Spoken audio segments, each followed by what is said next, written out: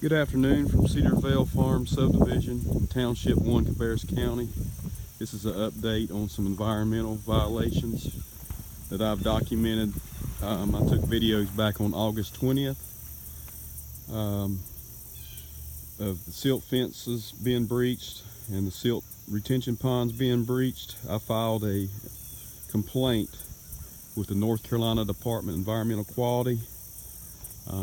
I actually met two of their inspectors out here on Wednesday, August 23rd, and showed them the problems with the lake, the pollution, and they said they were going to write them up. And obviously the word got back because they have thankfully improved and partially reconstructed the silt fence here.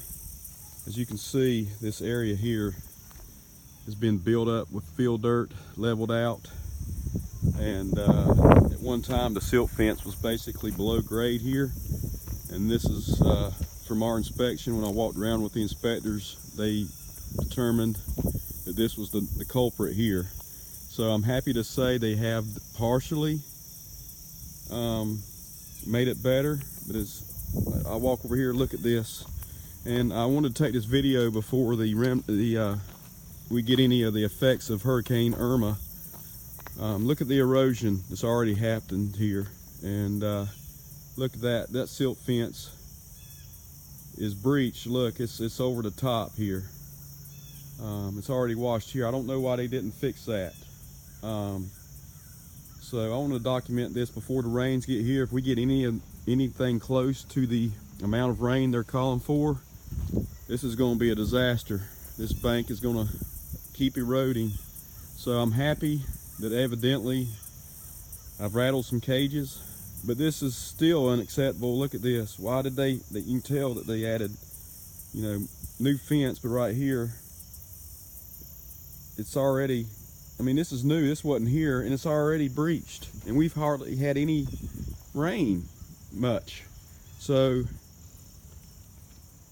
from what I can surmise from this evidence is it's only going to get worse, and the lake is still muddy. It's been muddy for over a month, and as I said in previous videos, it just takes a few days after normal rains for the lake to clear traditionally. But there's so much silt in the wetlands. This is what I'm pointing at. This is the this leads directly into the lake. The water flows through the creek, through this wetland, and towards the lake, which you can't see for the woods here.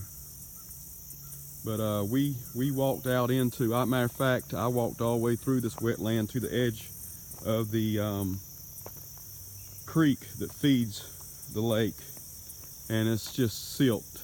And the inspectors from the state, they took pictures and they said, we've seen enough. This is a violation. The wetlands have been compromised. So I will applaud at least they did something here, but it's still, obviously, it doesn't take a rocket scientist or a civil engineer or an environmentalist to see that they did excuse the French, they did a half-assed job. That's about the nicest thing I can say in a public video. But it's a step in the right direction, but it's still, to me, it's unacceptable. Why didn't they just keep going around? You can see they stopped right here.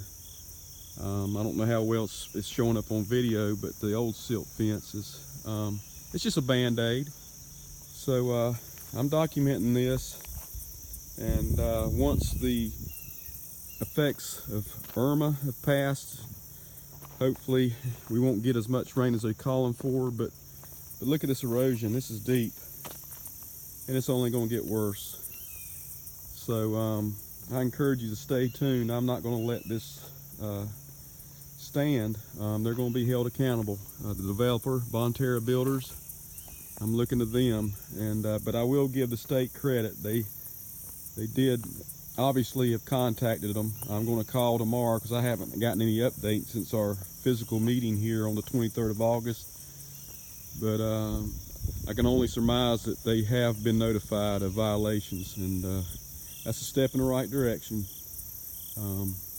But nature won't be able to heal itself until this has stopped. And as this video documents, this is only a band-aid. It's already been breached on this lower side. This is unstable, and this is unacceptable construction practices, and I'm just going to keep documenting this. And it's sad, not only have they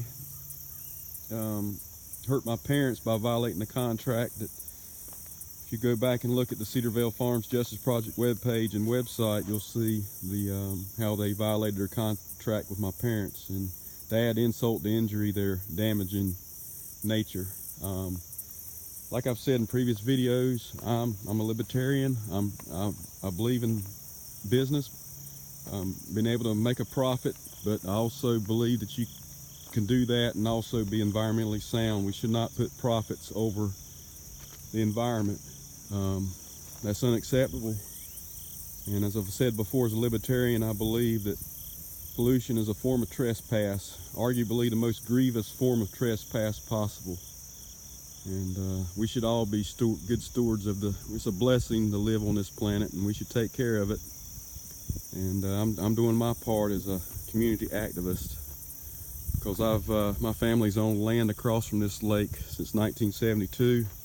I grew up, particularly my brother fished in it. I fished in it some. It's like home to me, and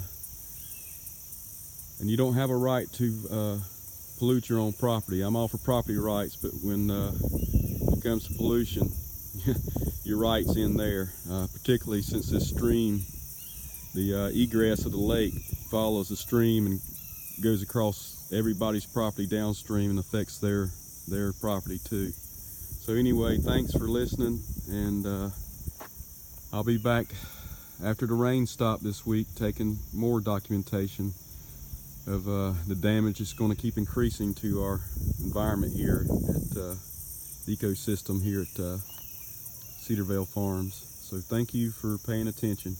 Have a good day.